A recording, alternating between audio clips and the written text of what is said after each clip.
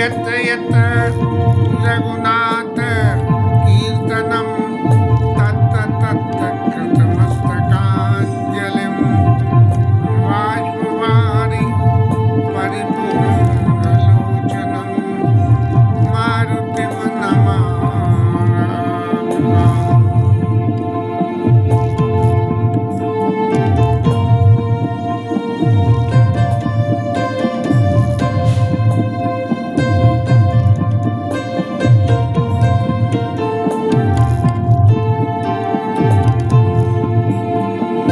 अब रघुपति पद पदुम सिर बंद बेट सिरना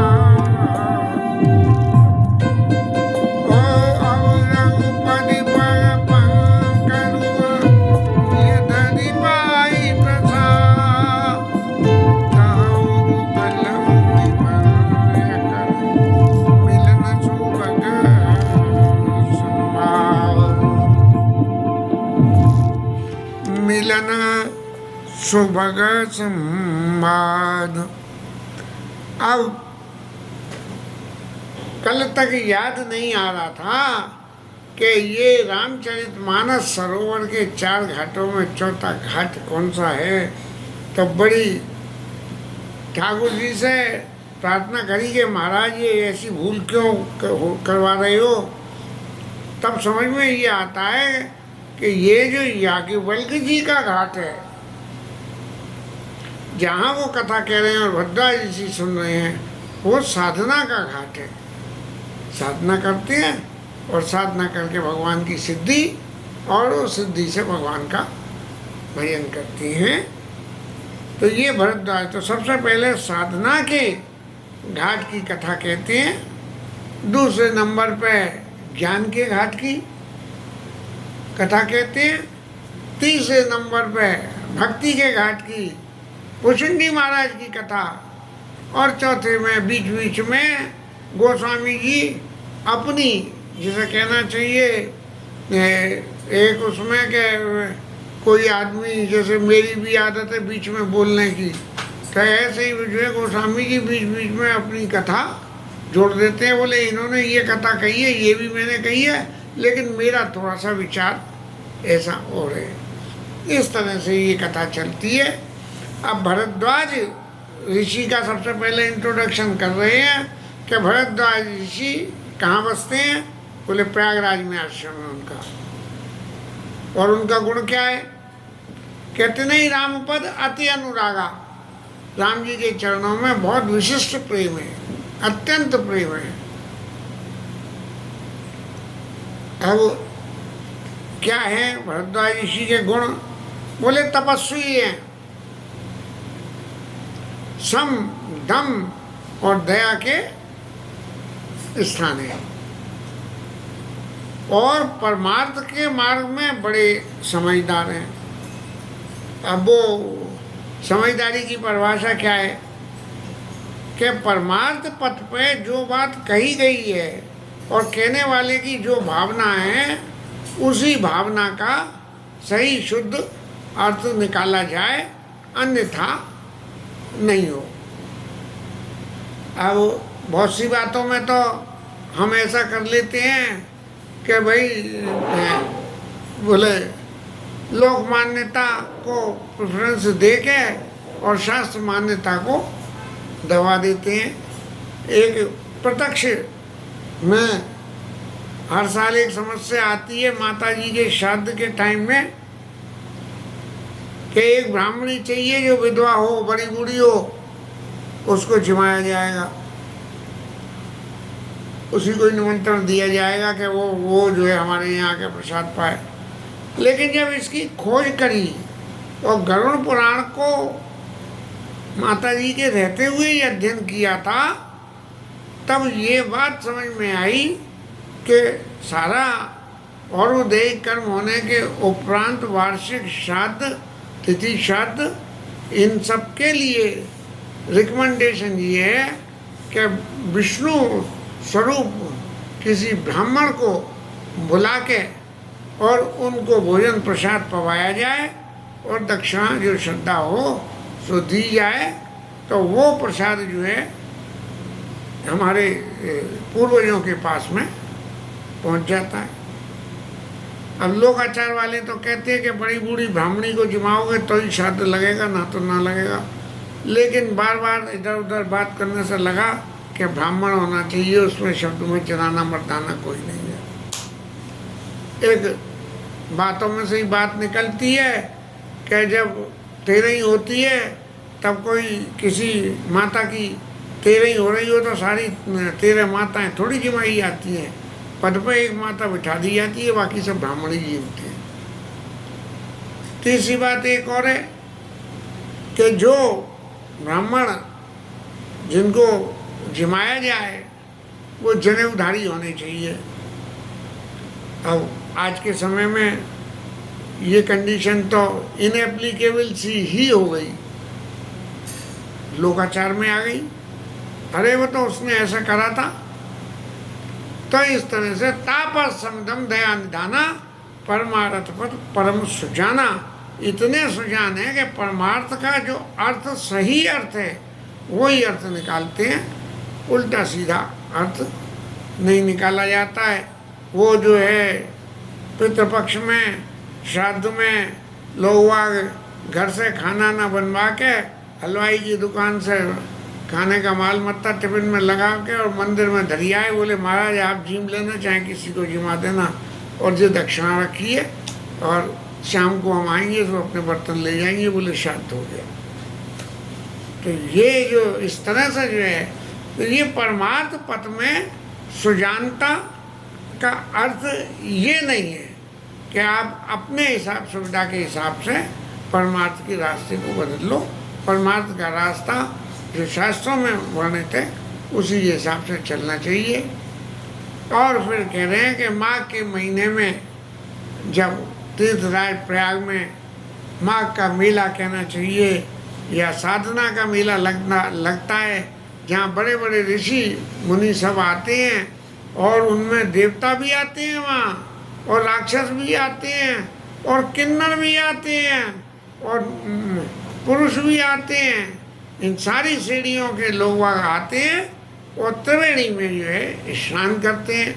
फिर क्या करते हैं कि मैं बिंदु माधव पद की पूजहि माधव पद जल जाता परसिय कय बत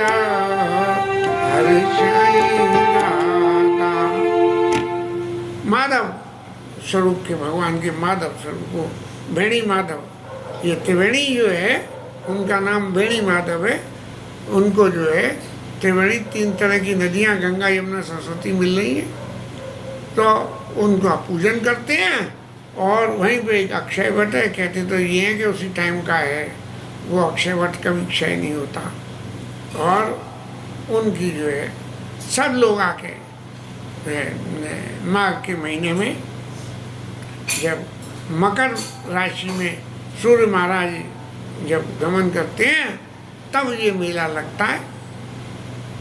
और फिर जो है वहाँ सब बड़े बड़े सिद्ध ऋषि मुनि देवता सब पधारते हैं।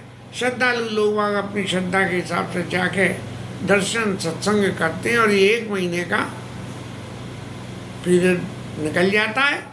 और इसमें जो है प्रयागराज में सब लोग इन सत्संगों का आनंद लेते हैं। अब भरद्वाज ऋषि हैं, उनका आश्रम है वहाँ प्रयागराज में, और मुनि लोगों को बहुत, ऋषि मुनियों को बहुत पसंद है, तो सब आते हैं और उनके आश्रम में ठहरते हैं। वहाँ पे क्या होता है, ता हो मुनि से समाजा जाई ते मज्जन तीर्थ राजा। जो तीर्थराज में जो है प्रयाग में स्नान के लिए जाते हैं तो वहाँ पे जो है इन सब ऋषि लोगों का समाज बैठता है और मज्जई प्रातः समेत उठा सुबह ही सूर्योदय के से पहले स्नान करते हैं और फिर भगवान की कथा का गुणगान करते हैं। ये नित्य क्रिया भरद्वाज ऋषि के आश्रम की है। ये भरद्वाज ऋषि का इंट्रोडक्शन हुआ। अब हरिगुण में कौन कौन सी बातें कहते हैं जरा उनके बारे में गोस्वामी जी कह रहे हैं कि ब्रह्म निरूपण धर्म विधि वर्णय तत्व विभाग काई भगति भगवंत के संयुत ज्ञान विराग। ब्रह्म का निरूपण करते हैं कि ब्रह्म कैसा है।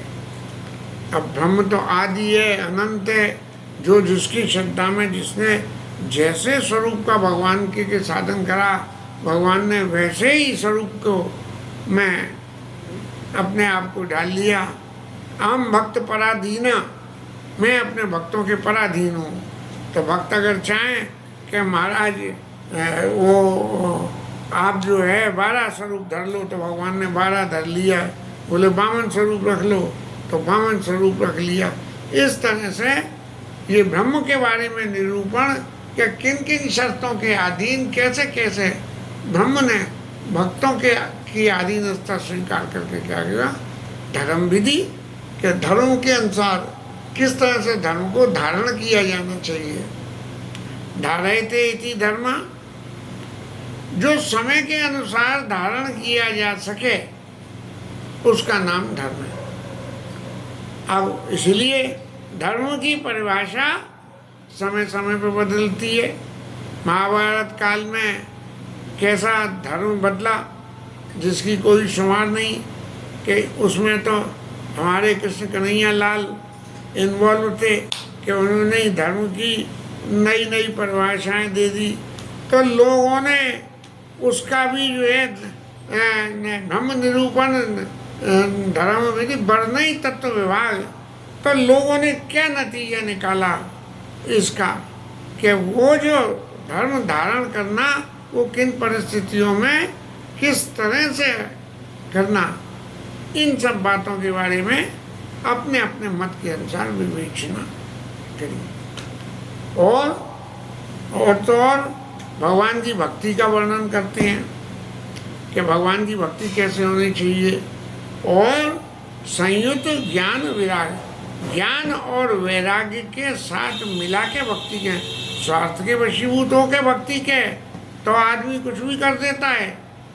बोले ऐसा है कि ठाकुर जी के वो बात है कि जाने की जल्दी है, मुझे अभी फुर्सत नहीं है, तो थाली निकाल के रख दो और ठाकुर जी का भोग पीछे लग जाएगा और महाराज आप प्रसाद पाके और जाओ।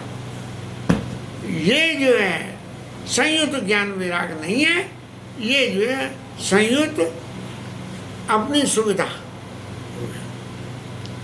ऐसे ही एक संपत में आनंद हुआ, और आनंद ऐसा हुआ कि प्रति संपत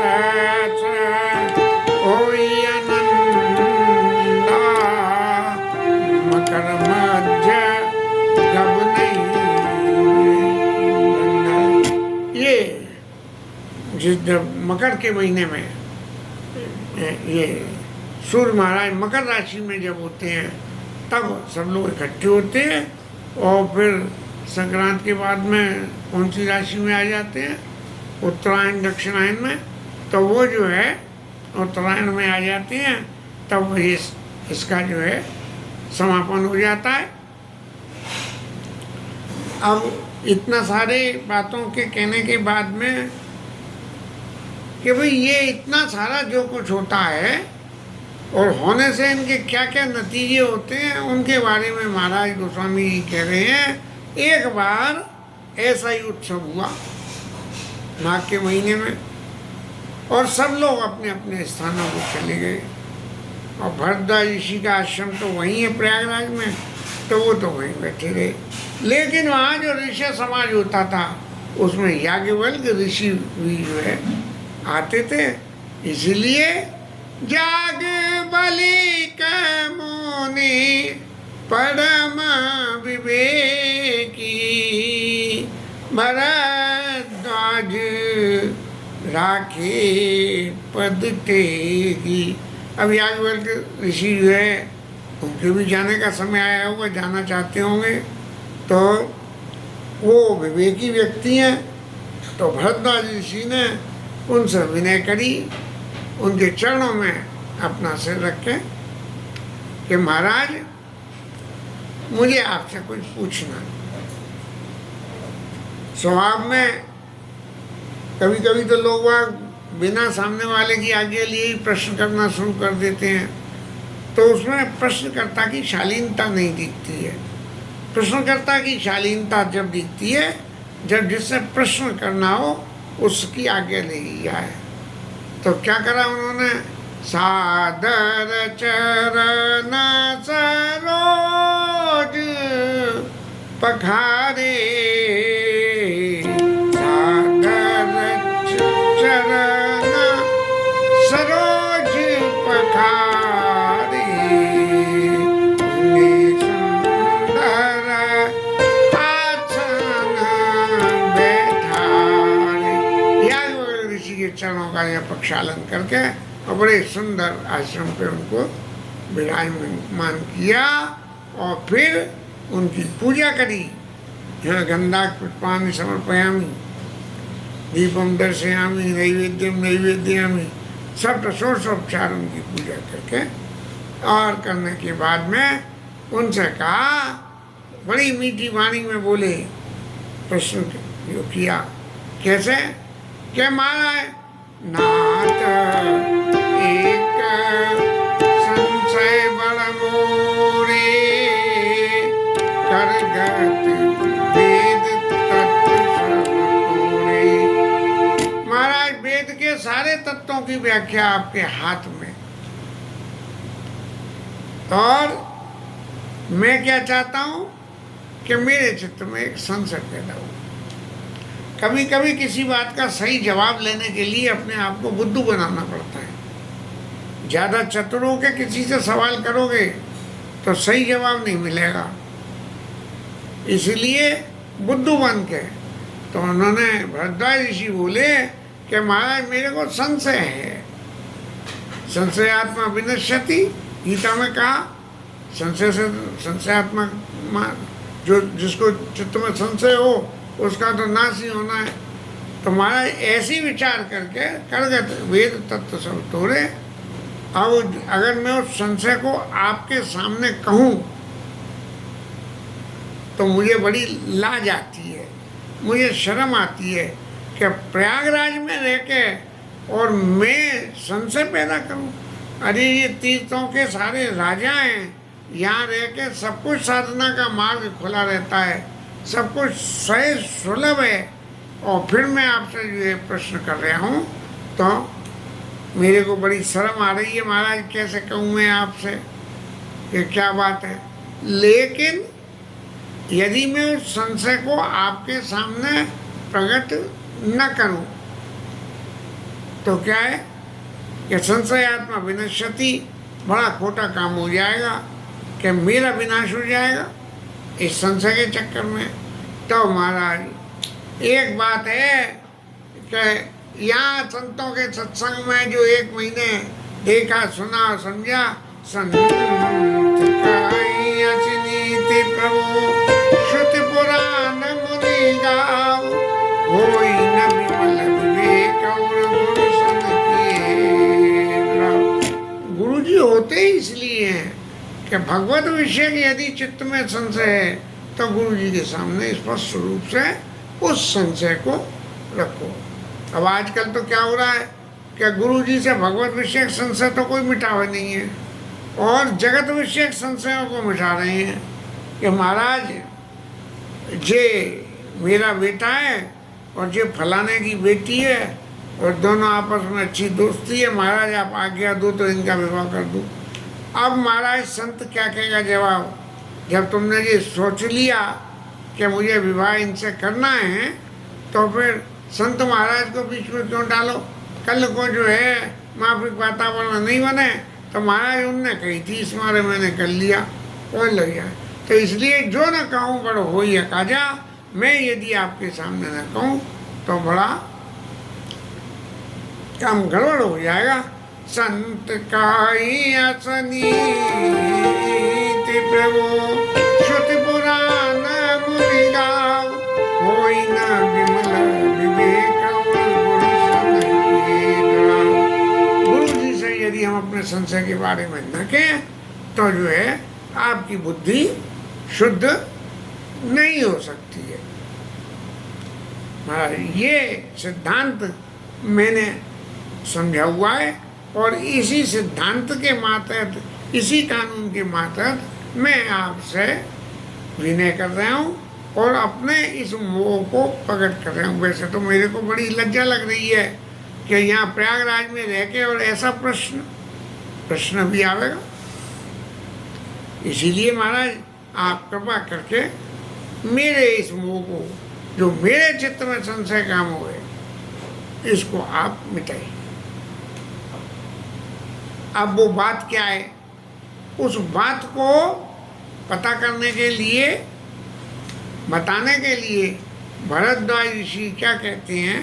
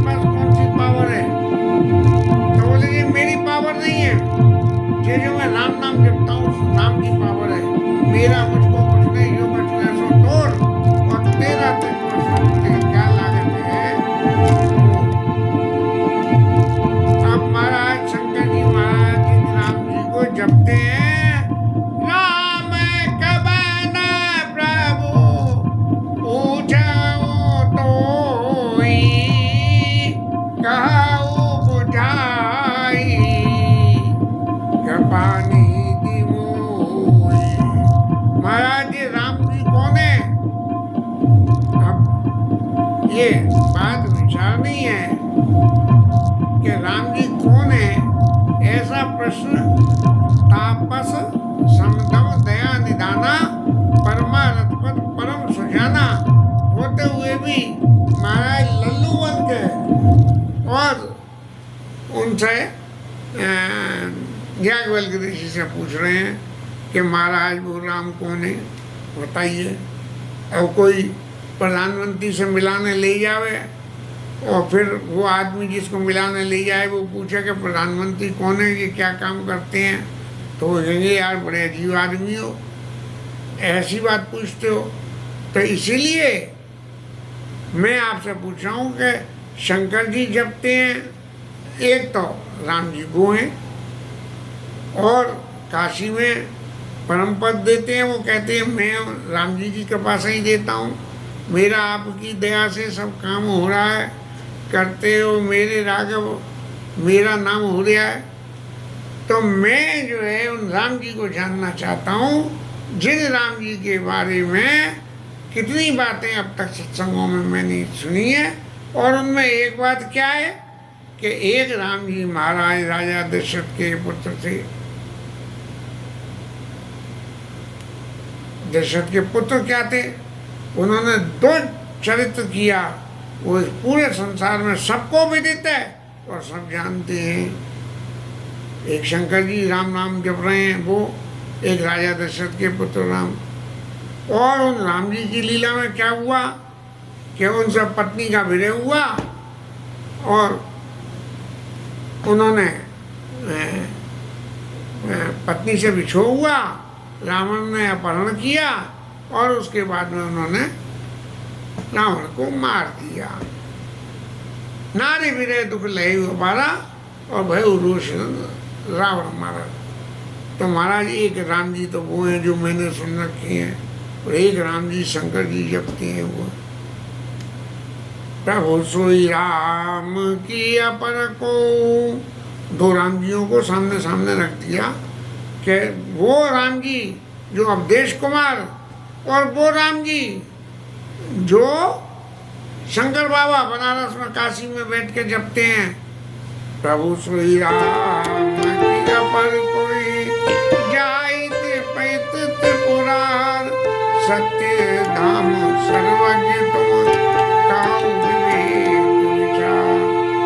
महाराज आप तो परम विवेकी हो, आप अपने विवेक से आप कहो, क्योंकि आप हमारे गुरु हो, इसलिए अपने विवेक से जो सच बात है वो बताओ। यद्यपि भरद्वाज ऋषि सब कुछ जानते हैं, राम जी के समकालीन थे, बन गए भगवान। उस वक़्त भरद्वाज ऋषि के आश्रम में गए और भरद्वाज ऋषि के सामने राम जी ने सब कथा कही है, जय जय भांति दीन बन रानी, कि किस तरह से मुझे राज्य से हटा के भरत जी को राज्य दे के किस तरह की लीला हुई, ये सब भरद्वाज ऋषि के सामने रखी है। वो ही भरद्वाज ऋषि पूछ रहे हैं, प्रभु सोई राम की अपर कोई जाय जपत त्रिपुरार, और सत्य धाम सर्वज्ञ काहू विवेक विचार, काहू विवेक विचार। महाराज और तो सब दुनिया की कथाएं खूब सुनी है, लेकिन आपका विवेक क्या कहता है इसको बताओ। इससे मैं जो है अपने मन के मोह को मिटा सकूं। अब याज्ञवल्क्य ऋषि वो भी परमार्थ के पद के सुजान, तो उन्होंने सारी बात ये चित्त से अच्छी तरह से समझ ली कि महाराज भरद्वाज ऋषि मेरे सामने जो प्रश्न कर रहे हैं वो राम कथा सुनने के लिए कर रहे हैं, न कि मोह का वायना बना के कि जैसे मिटे मोह हमारे करूँ सुनात कथा विस्तारी। इसलिए जो है इसके साथ में आज हम तो अपनी कथा विश्राम करें और